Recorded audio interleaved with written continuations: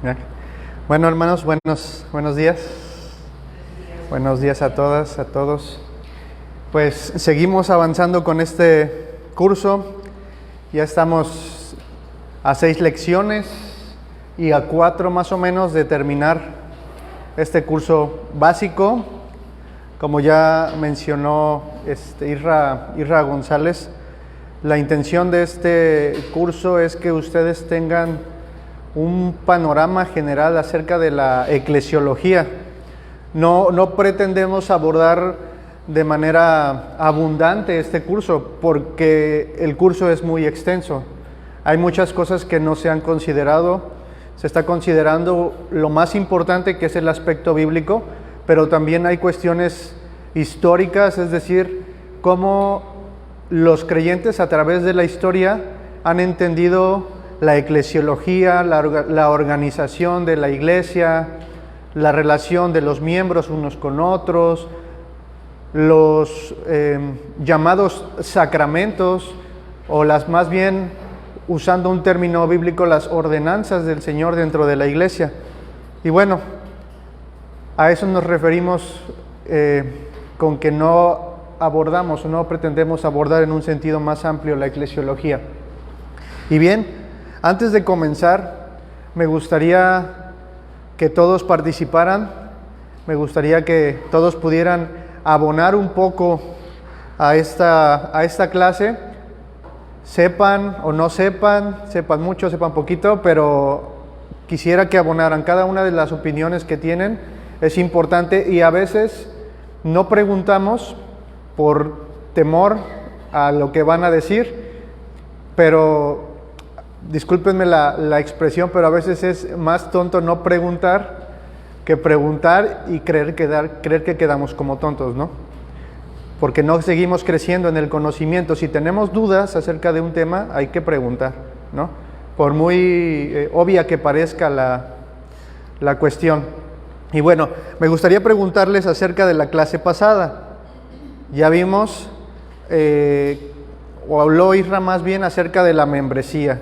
Y no nos referimos a la membresía de Costco o de Sam's o de alguna otra cadena comercial. ¿Alguien le gustaría decirme qué es la membresía? Son los creyentes que están unidos en una iglesia. Ok. Muy bien, hermana. Muy bien. Bueno, ahora, ya que la hermana Elenita dice que son los creyentes que están unidos, ¿la membresía será bíblica? Pues en sí, como tal, pues tal vez no, la Biblia no lo dice, no lo llama así, pero aprendimos la semana pasada que la verdad fue algo muy, muy bonito, porque tenemos así ya un concepto de membresía. Sí. Y creo que abarca un poco de esos conceptos, de parte de ese concepto, porque es el de reunirnos, el de apoyar a la iglesia, forma parte, ¿no? Exacto. Pero en sí, la membresía pues es el servir, servir a Dios, servir a nuestros hermanos. Sí. Y pues en sí al pueblo en general, ¿no? A la gente en general. Sí. Y eso fue algo un poquito nuevo, porque sí tenemos un concepto de membresía, y claro, también deseamos que para ser miembro de una iglesia, pues que solo basta el creer. Sí. El creer, y también pues bautizarnos, porque damos con eso testimonio de nuestra fe. Así es, hermana. Sí, tiene mucha razón. Y en sí el concepto como tal de membresía no aparece en la Escritura, pero se deduce que realmente, y de hecho, si somos honestos, en 1 Corintios 12, cuando hace la analogía del cuerpo, dice que somos miembros de un cuerpo. Entonces, si tomamos en cuenta ese concepto de Pablo de miembros, entonces hablamos de la iglesia como una membresía también, ¿no? Ahora, cuando Pedro predica en el día de Pentecostés, ¿cuántas personas se añadieron? ¿Con 3,000? ¿No? Ok. A veces pasamos por alto esos detalles, como 3,000 personas, ¿no? O sea, pero ¿a quién le interesa cuántas personas se añadieron? Se añadieron un montón de personas, ¿no? Lo que podemos extraer de este pequeño texto es que había alguien interesado en el número, en contar a las personas que se añadían al pueblo de Dios, aquel que se hacía miembro. Y como dice la hermana, ¿cuáles son los requisitos para poder pertenecer a la membresía de una iglesia? Bueno, primeramente, creer la palabra, es decir, la fe en Cristo, y posteriormente bautizarse como testimonio de haber creído en Cristo, ¿no? Entonces, concluimos que la membresía es bíblica, ¿no? Ahora, una vez que ya estamos dentro de la membresía de una iglesia, es necesaria esta interacción, esta fricción. Y esto lo hemos estado tocando constantemente, tanto en la predicación como en la escuela dominical. Bienvenida, Aide. Y bueno, ¿a qué nos referimos con esta interacción? No solamente me refiero a interacción con el hecho de llegar, saludarnos, buenos días, buenas tardes, hermano, qué bueno que viniste, hermana, qué bueno que vinieron. No, la interacción va más allá. O tampoco me refiero a la interacción al hecho de tener una convivencia, que es muy bonito. Saliendo de aquí, convivimos, platicamos, nos reímos, entre semanas se ven, está muy bien, pero tampoco me refiero a esa interacción, sino más bien a la interacción que tiene que ver con la cuestión de los dones, con la cuestión de poner al servicio los dones que Dios nos ha dado con los demás. Porque a pesar de que en la interacción hay cosas buenas, es decir, una buena amistad, palabras de ánimo, eso, también dentro de la iglesia, en esa interacción existen roces. Ya me dijo, no me saludó, me dijo esto, me está pidiendo que haga esto, me pide el otro, cosas como esas que ustedes ya conocen, ¿no? Que no son nuevas para ustedes. Bueno, ahora, cuando me refiero a dones, cuando he dicho o cuando Isra también ha comentado que pongamos nuestros dones al servicio de los demás, no nos referimos al hecho de que si usted canta bonito, puede servir en la iglesia y servir a los hermanos. O tampoco me refiero al hecho de que si Víctor, por ejemplo, sabe controlar un dispositivo, en el caso de la computadora o en el caso de un teléfono, pueda servir en la iglesia. No, porque esos no son los dones a los que me refiero. O a lo mejor una hermana cocina muy, muy rico, pero tampoco es un don. No en el sentido estricto de las Escrituras. Y bueno, ya por ahí ya proyectaron el título de esta lección, y es la interacción en la iglesia, poniendo mis dones al servicio de los demás. Quizás esta clase sea un poco corta, a lo mejor nos extendemos, porque vamos a hablar acerca de esos dones de la palabra y otros dones que tienen que ver con el servicio diaconal, y ya más adelante vamos a hablar de ellos. Pero se quedó de tarea que leyeran 1 Corintios 12, Romanos 12 y Efesios 4. ¿Cuántos lo hicieron? Bien, hermano, por ahí traemos una estrellita. Muy bien. Bueno, si no lo leyeron, no se preocupen. No había que memorizarlo. No se preocupen. No, imagínense, hermana. Muy bien. Bueno, ya tienen estrellita, hermanas, ahí. Bueno, vamos a hacer lo siguiente. Vamos a leer primero, es 1 Corintios 12. Si alguien le quiere dar lectura, por favor, está ahí en la pantalla.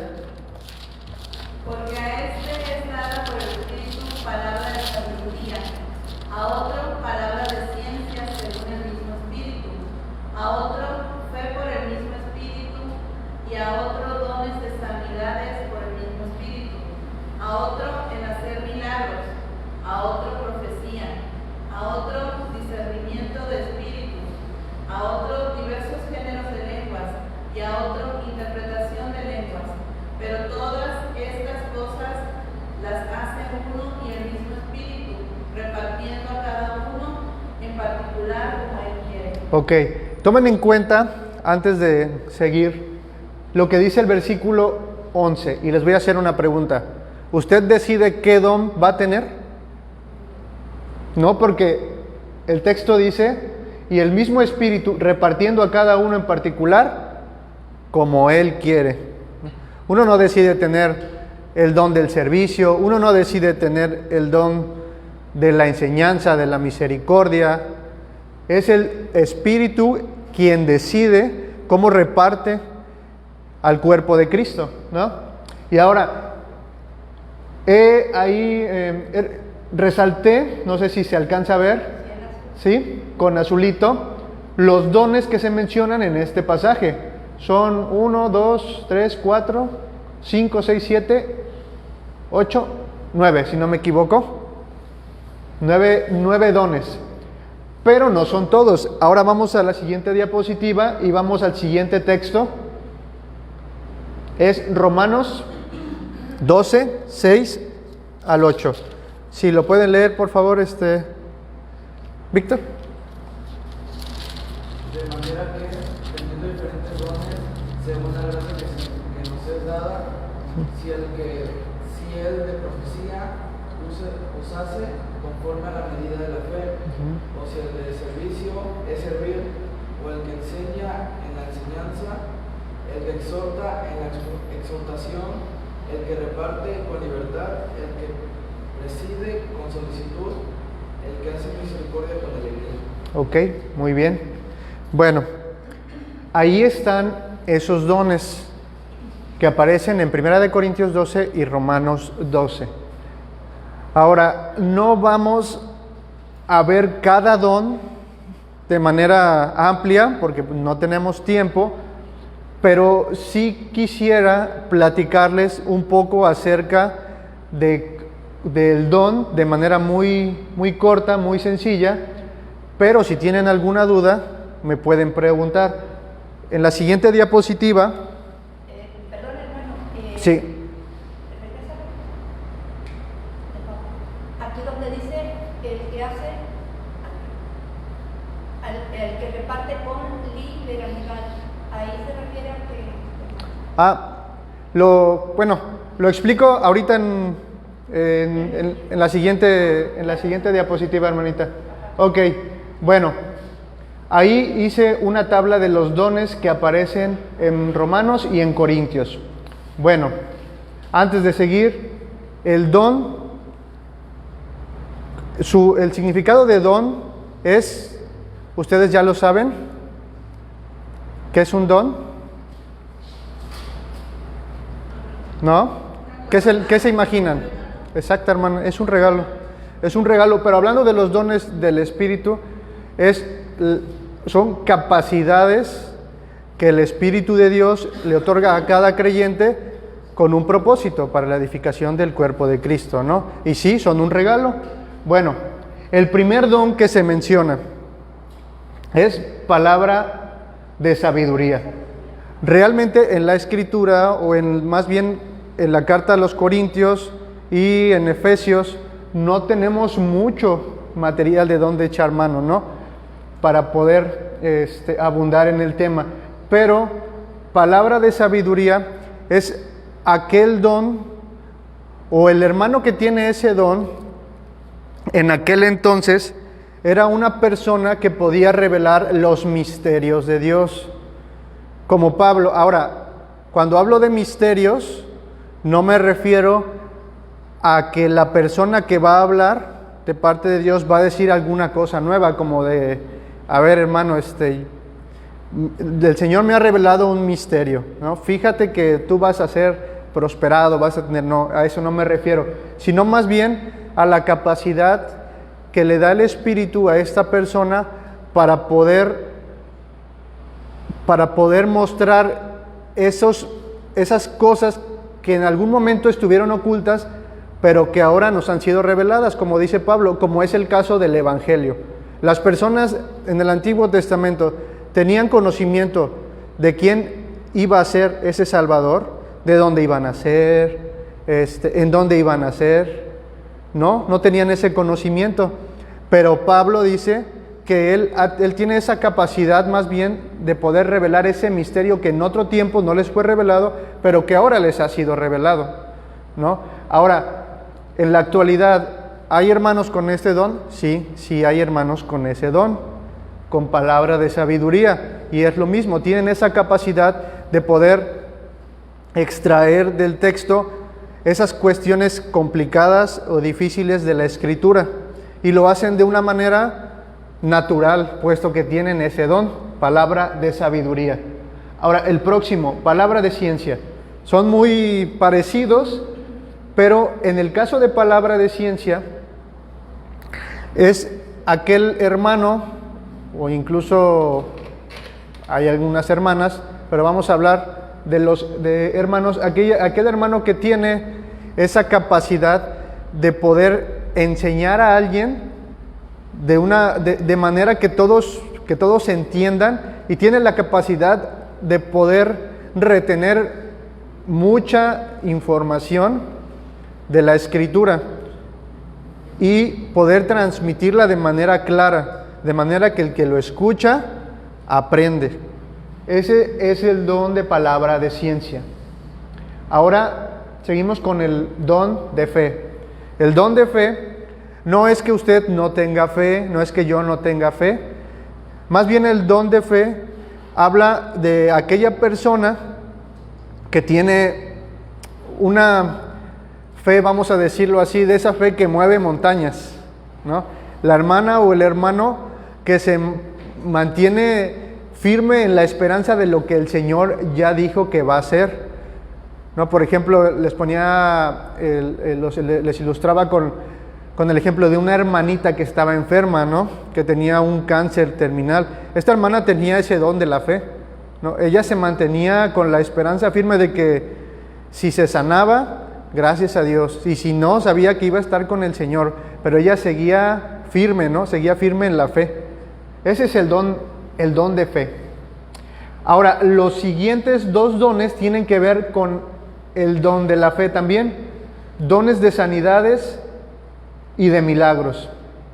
Les voy a hacer una pregunta, hermanos. ¿Ustedes creen que aún haya personas que puedan sanar o que puedan hacer milagros? ¿Cómo ven? Si la Biblia lo está pidiendo, es posible. Ok. ¿Alguien más, hermano? ¿Qué opina? Bueno, como tal, todos los milagros y las sanidades las da Dios. Entonces, una persona, pues, pudiera ser que pudiera dar una sanidad, que hacer un milagro, pero siempre y cuando le haya pedido al Señor. Ok, hermano. Sí, es correcto, hermano. Miren, estos dones de sanidades y de milagros los vamos a poner en una categoría aparte. De hecho, la siguiente tablita, ahorita todavía no pasamos allá, pero la siguiente tablita nos muestra 3 categorías que ya vamos a ver. Y estos dones los he catalogado en la categoría de dones extraordinarios. Y bueno, estos dones de sanidades y de milagros están sujetos a la voluntad del Señor, como decía mi hermano. Pero ¿por qué aparecen en la Escritura y por qué fueron tan usados en la Escritura? Bueno, es que para que el ministerio apostólico fuera visible, el ministerio del Espíritu fuera visible, era necesario que se hicieran señales y prodigios. ¿Recuerdan el Antiguo Testamento? ¿Cómo sacó el Señor de Egipto a los israelitas? Haciendo señales y prodigios, las plagas, abrió el Mar Rojo. Ahora, vamos al ministerio de nuestro Señor. ¿Qué hizo el Señor por el poder del Espíritu? Sanó enfermos, echó fuera demonios, ¿no? Y posteriormente tenemos el ministerio apostólico o el ministerio del Espíritu. Y para que el ministerio del Espíritu fuese evidente, entonces es que se dan estas sanidades, estos milagros. Entonces hay una razón por la cual estos dones seguían, no vamos a decirle vigentes, porque realmente en la Escritura no encontramos un texto donde nos digan que los dones ya cesaron, ¿no? Pero eran mucho más evidentes en esta parte de la historia, ¿no? Los dones de sanidades y los dones de milagros. Ustedes recuerdan que Pedro y Juan van caminando hacia el templo y encuentran a una persona que está tirada y les pide dinero, pero ¿qué les dice Pedro? No, pues no tenemos dinero, pero lo que tengo te doy, ¿no? En el nombre del Señor Jesucristo, sé sano, ¿no? Entonces, pero estos dones estaban condicionados también a la fe. Ahora, por ejemplo, cuando el Señor sanó a la mujer del flujo de sangre, ¿qué hizo la mujer para que fuese sanada? Tocó el manto, ¿no? Ok, bueno, pero ¿qué le dice después el Señor? Dice, tu fe te ha sanado, ¿no? O sea, estaban condicionados a la fe de las personas también. Bueno, dones de sanidades y de milagros. Ahora, el don de profecía. El don de profecía no tiene que ver tanto con predecir eventos futuros, sino como dice 1 Corintios 14:3, si me puede ayudar, hermana, a leerlo. 1 Corintios 14:3.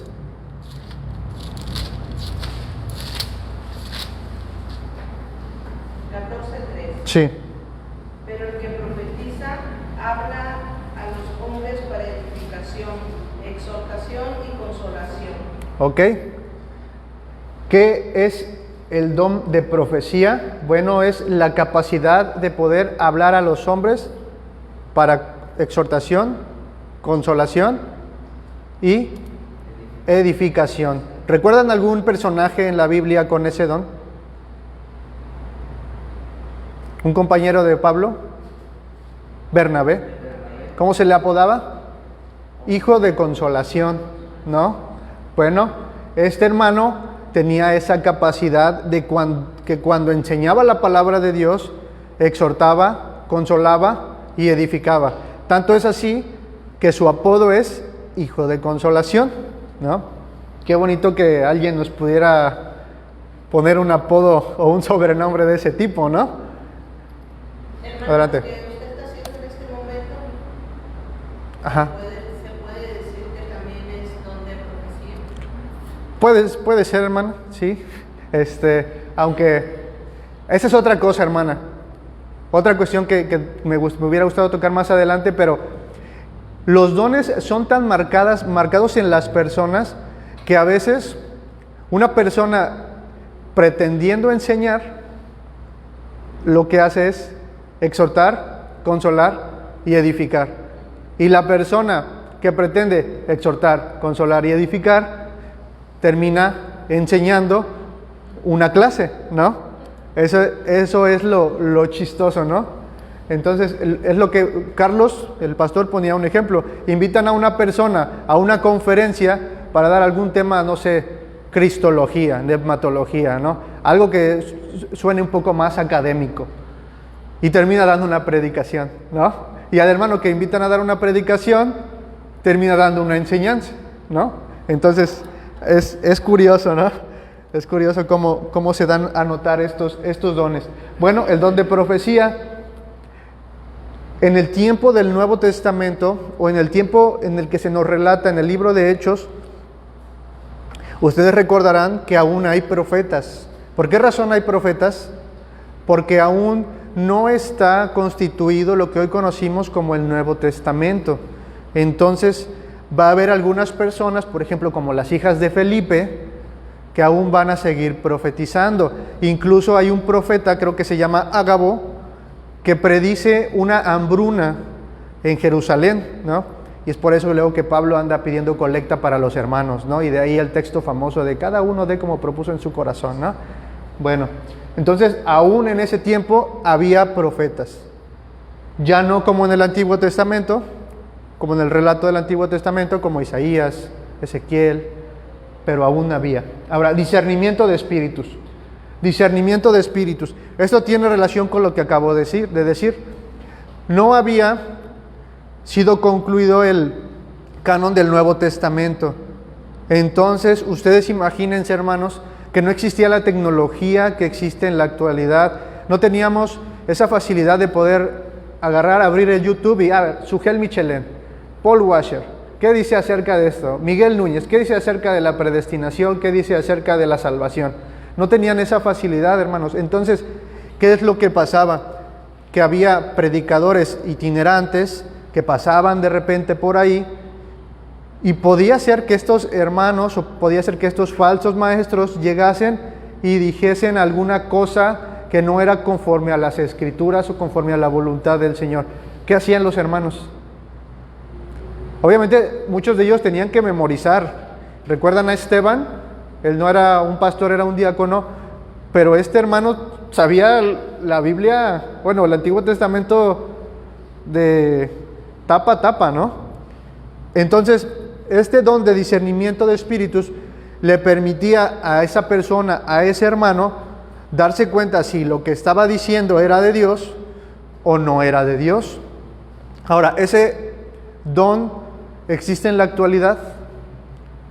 Quizás no como lo había en el relato del libro de los Hechos, pero de alguna manera, hermanos, todos nosotros pudiéramos discernir los espíritus. Por favor, si la hermana Elenita me apoya con Primera de Juan. Primera de Juan 4, hermana. Sí. 4:1. Amados, no creáis que todo espíritu, sino probados espíritus, son de Dios, porque muchos falsos profetas han salido por el mundo. Ok. No creáis a todo espíritu. ¿A qué espíritu se estará refiriendo Juan cuando dice no creáis a todo espíritu? Más adelante dice, en el mismo texto, hermana. Sí. En esto conocer. No, en el 1. El 1. Ujú. Amados, no creéis que en todo espíritu, sino probad los espíritus, Ujú. si no son de Dios, Ujú. porque ¿Muchos falsos, maestros? sí, muchos falsos profetas Pro- han sido. Ok, bueno, cuando Juan se refiere a que probemos a los espíritus, no se refiere a los espíritus ministradores o a los ángeles, a los demonios, no, se refiere a los falsos profetas, sí, a ellos se refiere. Si alguien llega aquí un día y dice, hermanos, la Escritura dice que debemos poner empeño por ganar nuestra salvación. Y también, hermano, si usted ha comido camarón o ha comido puerco, tenga cuidado porque puede perder su salvación. ¿Qué va a pasar ahí? El discernimiento de espíritus. No creáis a todo espíritu, sino probadlo para ver si es de Dios, ¿no? Entonces es un falso profeta, es un falso maestro. Eso es el discernimiento de espíritus. Bueno, el que sigue. Si tienen dudas, hermanos, hermanas, adelante. Primera de Juan 4:1, hermano. Sí. El que sigue, diversos géneros de lenguas. Y de una vez nos echamos el de interpretación de lenguas, ¿no? Bueno, estos dones son de los dones más controversiales en el cristianismo. Ahora, hay una cuestión con estos dones. No nos vamos a meter tanto en ese asunto, pero hay como un debate en la cuestión de que si estas lenguas eran lenguas que no son propias del ser humano, es decir, idiomas, inglés, español, portugués, o lenguas que se les denomina lenguas extáticas, es decir, que surgen a partir de un éxtasis, ¿no? Y es de ahí que unos concluyen que si son lenguas que no se pueden entender, es necesario que haya una persona que interprete estas lenguas, ¿no? Solamente son mencionadas en Primera de Corintios. Pablo va a explicar a qué se refiere cuando habla del don de lenguas en Primera de Corintios y cuál es el propósito de este don. Luego lo van a revisar, pero diversos géneros de lenguas. Ustedes recordarán que en el día de Pentecostés, cuando se derrama el Espíritu, muchas personas, en este caso judíos de la dispersión, vienen a Jerusalén y escuchan hablar a hermanos que no son propiamente judíos, sino una mezcla de judío y gentil, es decir, Pedro, por ejemplo, era galileo. Los escuchan hablar las maravillas de Dios en sus lenguajes, ¿no? Un hermano, por ejemplo, empieza a hablar en portugués, otro en latín, otro en el idioma de Mesopotamia. Empiezan a escuchar esas lenguas, esos idiomas, y ¿qué escuchan? Escuchan las maravillas de Dios. Ahora, quiero que cuando lo lean se van a dar cuenta, este don de lenguas tenía un propósito. El propósito de este don de lenguas era servir como testimonio no a los creyentes, sino a los incrédulos. ¿Pero a qué incrédulos se refiere? Se refiere a los incrédulos judíos, ¿no? Y esto tiene relación con un texto de Isaías que dice que en otro idioma y en otra lengua les hablaré y ni aún así me van a escuchar. Y eso se cumple en el día de Pentecostés. Entonces, el don de lenguas y el don de interpretación de lenguas no son dones que funcionen o que tengan o que contribuyan tanto a la edificación del cuerpo de Cristo, sino más bien sirven como testimonio a los incrédulos judíos, ¿no? Y de ahí, por ejemplo, si mi hermano Héctor fuese un judío y yo de repente empiezo a sacar la bazuca y a decir un montón de cosas, a hablar en un idioma, en el idioma judío, en el idioma del hermano, el hermano va a escuchar las maravillas de Dios, ¿no? Entonces el hermano se va a quedar así, ¿no? De, órale, pues si el hermano a puras penas sabe hablar español, ¿no? ¿Cómo es que pudo llegar a hablar el idioma? Entonces, posterior a eso se le predica el evangelio, ¿no? Y bueno, lo que sigue, ¿no? Pero el don de lenguas y el don de interpretación de lenguas tienen ese propósito de servir de testimonio a los incrédulos judíos. Lean 1 Corintios 14 y lo van a ver. Ahora, vamos con Romanos 12. Nuevamente aparece el don de profecía. Ya dijimos lo que quiere decir el don de profecía de manera general. Después tenemos el don de servicio. Bueno, este don no es necesario explicarlo mucho, pero ya ustedes conocen a hermanos y hermanas que son muy serviciales. Estos hermanos son aquellas personas que llegan primero al lugar del culto y acomodan, desacomodan, limpian, barren y todavía siguen parados esperando a otros hermanos o esperando a ver qué les dicen o qué les ponen a hacer, ¿no? Este es el don de servicio. Ahora, el don de la enseñanza. El don de la enseñanza tiene relación con la palabra de sabiduría y la palabra de ciencia. Este don le permite al hermano o a la hermana de manera natural poder enseñar a otras personas. No todos tenemos esa capacidad. Hay personas que tienen la capacidad de enseñar de tal manera que con una o dos veces que esta persona hable, o sea, queda lo que te enseñó, queda bien aprendido. El don de la exhortación este don tiene que ver también con la palabra de sabiduría. ¿Qué es el don de la exhortación? El don de la exhortación no es aquella persona o aquella cualidad que le permite a la persona estar regañando y exhortando al hermano. Hermano, te vi que estabas haciendo esto. Hermano, estabas escuchando esta música. Hermano, no. Ese no es el don de la exhortación.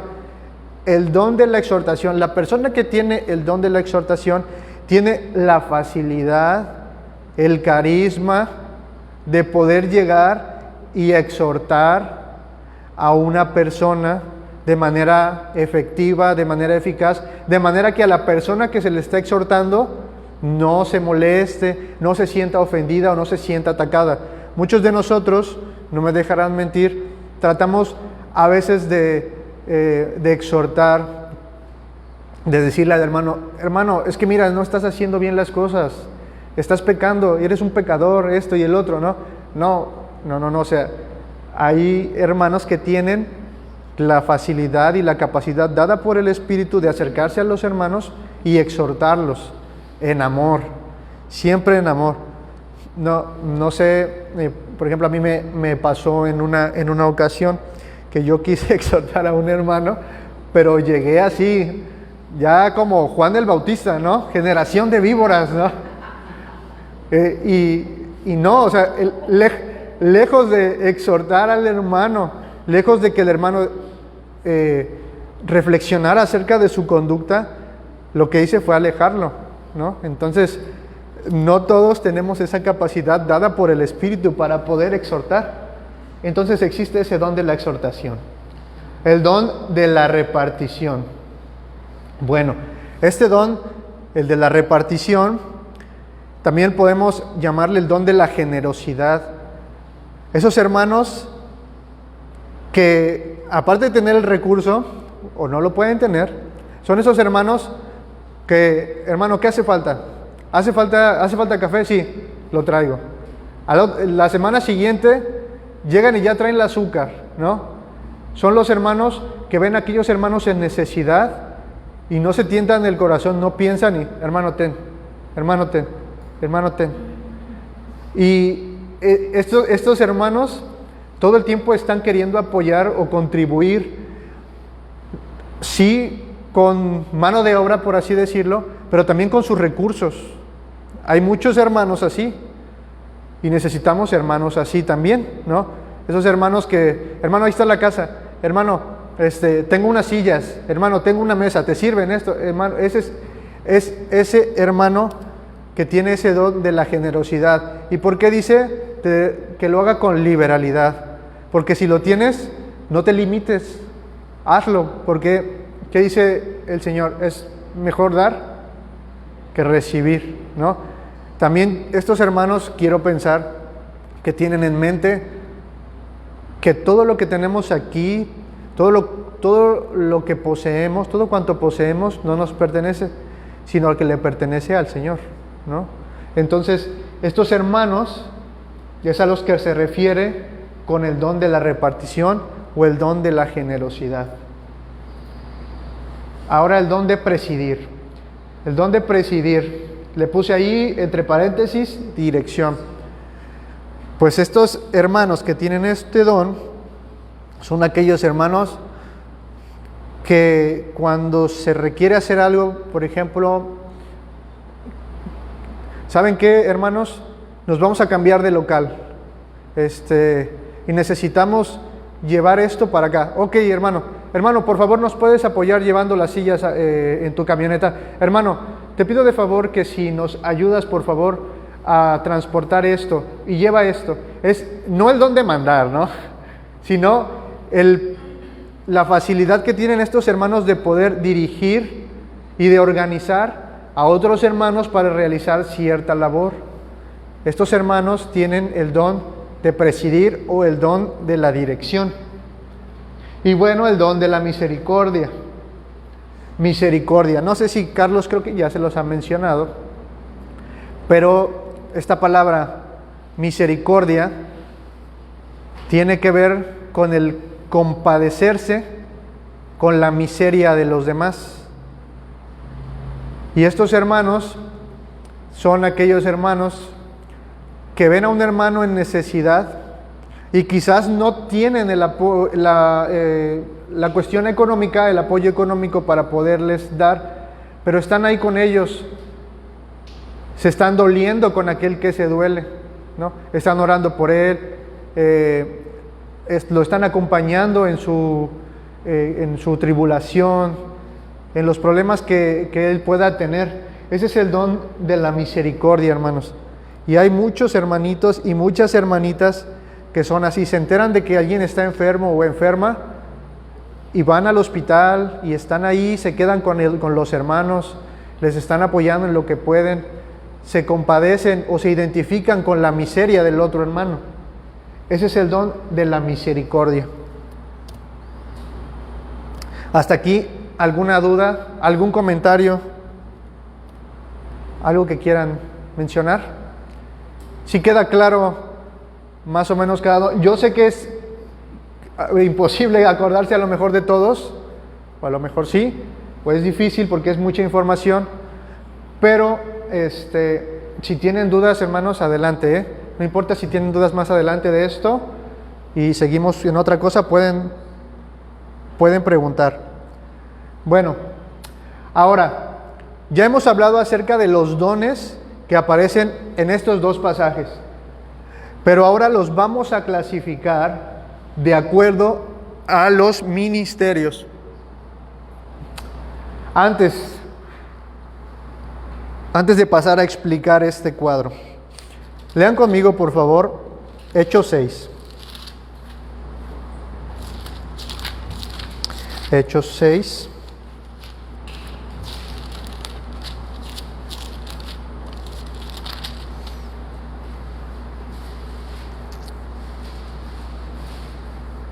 ¿Ya lo tienen? Ok, voy a empezar a leer a partir del 3. Antes menciono que el número de los discípulos había crecido y por ahí hubo reclamos de las viudas de los griegos de que no les era repartida la ayuda y se quejaban porque a las viudas de los judíos sí se les repartía esa ayuda, ¿no? Pero ¿quiénes estaban encargados de todo? De la repartición, de recibir el dinero, de orar, de visitar, de enseñar la palabra, los apóstoles. Bueno, en el versículo 3 dice: buscad pues, hermanos, de entre vosotros a 7 varones de buen testimonio, llenos del Espíritu Santo y de sabiduría, a quienes encarguemos de este trabajo. Y nosotros persistiremos en la oración y el ministerio de la palabra. Agradó la propuesta a toda la multitud y eligieron a Esteban, varón lleno de fe y del Espíritu. Bien, bueno, ¿por qué leo este texto? ¿Por qué les digo esto? Porque vamos a clasificar los dones en estos dos grandes grupos que son el ministerio de la palabra o el ministerio pastoral y el ministerio diaconal. ¿A qué nos referimos con el ministerio de la palabra? Bueno, a aquellos hermanos que se dedican a la enseñanza y proclamación de la palabra. Ahorita vamos a ver que hay un subgrupo, por así decirlo, o una variedad de ministros pastorales. Y el otro grupo es el ministerio diaconal. Y ven, aquí puse en tercer lugar esta columna con los dones extraordinarios, que son los dones de sanidades, milagros, discernimiento de espíritus, el don de lenguas y el de interpretación de lenguas. Esos son los dones extraordinarios. ¿Por qué extraordinarios? Porque eran más vistosos, eran más llamativos, más escandalosos. Por eso los catalogamos como extraordinarios. Bueno, el ministerio de la palabra. El don de palabra de sabiduría pertenece al ministerio de la palabra. El don de palabra de ciencia, el don de la profecía, el de la enseñanza y el de la exhortación. Dentro del ministerio de la palabra hay una variedad de ministros pastorales y no todos tienen las mismas capacidades. Hay hermanos pastores que tienen la cualidad o tienen la capacidad de poder profetizar. Es decir, de poder, hoy en día les llamamos predicadores. ¿Han escuchado al hermano Sugel Michelin? ¿Sí? Cuando uno lo escucha a este hermano, uno acaba edificado, uno acaba alegre o a veces apachurrado de que, híjole, sí, estoy haciendo mal, ¿no? ¿Han escuchado al hermano Paul Washer? También, él también tiene él es un profeta también, él tiene este don de la profecía. Ahora, ¿quién ha escuchado al hermano John MacArthur? También. John MacArthur no es tan expresivo, pero este hermano es más como intelectual, al igual que el hermano que ya falleció hace algunos años, el teólogo R.C. Sproul, es un teólogo reformado. Bueno, este hermano tenía esa capacidad, aparte de ser teólogo, era filósofo, imagínense, era un hermano que, o sea, tenía bastante conocimiento y tenía esa capacidad de poder transmitir el conocimiento de manera que no se escuchara tan rebuscado, porque él era un filósofo, o sea, su lenguaje era muy vasto, era muy propio, pero al enseñar no usaba de ese lenguaje. Entonces, este hermano entraba en esa categoría de ministros pastorales, pero con un don de palabra de ciencia. El de la enseñanza, lo mismo, el de la exhortación. Estos dones pertenecen al ministerio de la palabra. Ahora, los dones que pertenecen al ministerio diaconal no son propiamente los dones que tienen que ver con la palabra, aunque tenemos ejemplos en el libro de Hechos a Esteban y a Felipe, que eran hermanos que dominaban la escritura de principio a fin y predicaban el evangelio. Entonces, si tú vas a ejercer un ministerio diaconal en la iglesia, eso no te exime de conocer la escritura.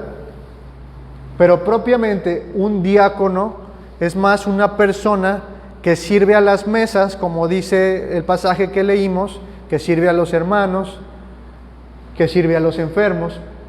De hecho, algo curioso, hermanos, en el significado de la palabra diácono, hay un comentarista, él se llama, creo que Isra lo mencionó la semana pasada, él se apellida Barclay, no sé cómo se pronuncia, pero este hermano dice que esta palabra diácono deriva de la imagen de una persona que corre para allá, que corre para acá, que tráeme esto, tráeme aquello. Por eso es que estos hermanos, o por eso es que llevan este nombre, el de diácono.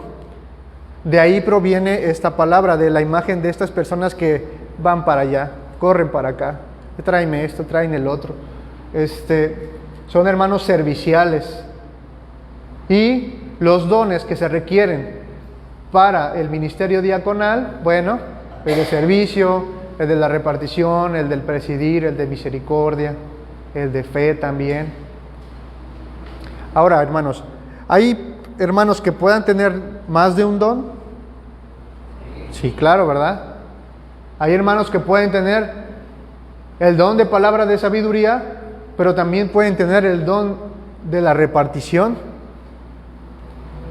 O hermanos que tengan el don de la enseñanza y también tengan el don de la fe. Sí hay hermanos así y hermanas así, ¿no?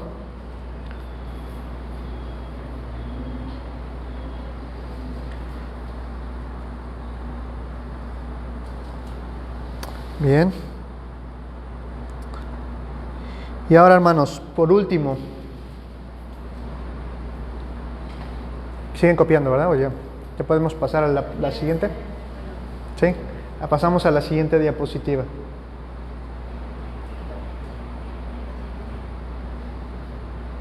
Ministerios. Hermana, si nos hace favor de leerlo. Y y él mismo constituyó a unos apóstoles, a otros profetas, a otros evangelistas, a otros pastores y maestros. Ok, hasta ahí, hermana. Perfeccionar Ujú. a los santos para la obra del ministerio, para la edificación del cuerpo de Sí. Cristo. Ok, hasta ahí está bien, hermana. Bien. Ya mencionamos acerca de los ministerios o servicios. La palabra que se ocupa para traducir ministerios es la palabra diaconía, que quiere decir servicios. Un ministro es un servidor. ¿Ok? Bueno, ahora nos hace mención de 4 ministerios. Y digo 4 porque el que aparece al final, pastores y maestros, se refiere a un mismo ministerio, ¿no? De lo contrario, diría a otros pastores y a otros maestros. Entonces, el último ministerio es uno solo. Bien. Pasamos a la siguiente diapositiva. Apóstoles. Apóstoles, ¿alguien recuerda lo que significa apóstoles? Apóstol.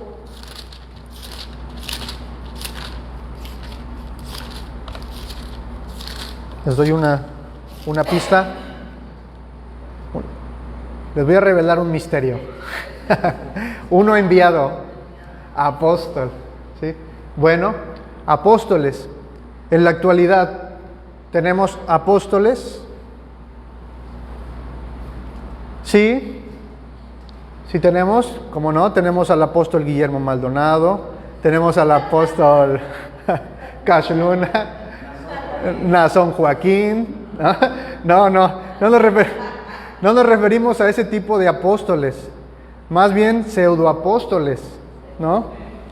Esos apóstoles, o más bien el término apóstol, nos lo han robado los hermanos neopentecostales y las sectas también. Pero en el sentido estricto de la palabra ya no tenemos apóstoles como Juan, Pedro, Pablo, que hacían señales y maravillas o señales de apóstol y que fueron nombrados y fueron capacitados por el Señor Jesucristo. Ya no tenemos esos apóstoles. En la actualidad nosotros les llamamos misioneros. ¿Qué hacía Pablo? A ver si alguien recuerda. ¿Qué hizo Pablo cuando salió de la iglesia de Antioquía? Se fue a dedicar a otra iglesia. Exactamente, fue a predicar el evangelio, ¿no? Ahí es donde empiezan los famosos viajes de Pablo, ¿no? Bueno, ¿qué hace un misionero? Llega, normalmente va acompañado, empiezan a predicar el evangelio y por ahí se empiezan a juntar 1, 2, 3 personas, ¿no? Entonces, eso es lo que hace un misionero o un apóstol. Bueno, profetas, aún seguimos teniendo profetas entre nosotros, los famosos predicadores. Evangelistas, también sigue ese ministerio de evangelismo. Sí son aquellos hermanos que salen a predicar a las calles, pero más bien para la edificación del cuerpo de Cristo. Son aquellos hermanos que tienen un ministerio dentro de la iglesia en el cual se dedican a enseñar y capacitar a otros hermanos para que salgan a predicar el evangelio, ¿no? Por aquí tenemos, en Jalapa tenemos a uno, ustedes lo conocen porque ha venido conmigo, el hermano Frank. Él tiene por ahí ese ministerio. Bien, pastores y maestros, bueno, sin duda, aún siguen vigentes entre nosotros. Y cada una de estas personas tiene una labor. Si pudiéramos ordenarlas, por ejemplo, en la ciudad de Cardel, llega un hermano misionero, predica la palabra, junto con el evangelista, ¿no? Hay un hermano por ahí que empieza a enseñar, que empieza a predicar, y de repente empiezan a crecer en número, y de esos hermanos, de ese grupito, empiezan a salir otros hermanos que se han capacitado para ser pastores y maestros, ¿no? Si pudiéramos darle un orden a esto. Y bueno, hermanos y hermanas, creo que estamos terminando y no está de más decir lo que dice el versículo 4 de Efesios para terminar. ¿Para qué nos sirven todos estos dones? ¿Para qué nos sirven todos estos ministerios? Si la iglesia no es una organización, no es una empresa. No es que necesitemos de estos dones para poder hacer crecer en número a la iglesia. ¿Para qué nos sirven, hermanos? Para la edificación del cuerpo. Exactamente, hermano. Dice el versículo 12 de Efesios 4, a fin de perfeccionar a los santos para la obra del ministerio, para la edificación del cuerpo de Cristo, que somos nosotros, hasta que todos lleguemos a la unidad de la fe y del conocimiento del Hijo de Dios, a un varón perfecto, a la medida de la estatura de la plenitud de Cristo. Entonces, hermanos, estos dones puestos por obra, puestos en marcha en esta interacción unos con otros, tienen el propósito final de que usted y yo nos parezcamos a Cristo. Que como esas, hay un proverbio que dice que hierro con hierro se aguza, ¿no? Que usted y yo nos vayamos sacando ese filito, nos vayamos moldeando. Es Dios moldeándonos, pero ocupando a las personas, los dones de las personas. ¿Para qué? Para que cada día nos parezcamos más a Cristo. Y bueno, hermanos, hermanas, esta fue la clase 6, la clase de hoy. ¿Hay algún comentario? ¿Alguna duda? ¿Nada? Entonces, terminamos. Y si por favor, Aide, ¿nos ayudas a terminar orando, por favor? Bendito Padre, Señor, gracias por permitirnos tomar esta clase, Señor. Gracias porque nuestros hermanos están aquí ayudándonos a entender tu bendita palabra, Señor. Bendice a mi hermano Israel, a su familia, Señor. Bendice a todos los que estamos aquí, Padre. Que sigamos nutrirnos, Señor, de tu palabra. Gracias por todo, Señor. En el nombre del Padre, por Cristo Jesús. Amén.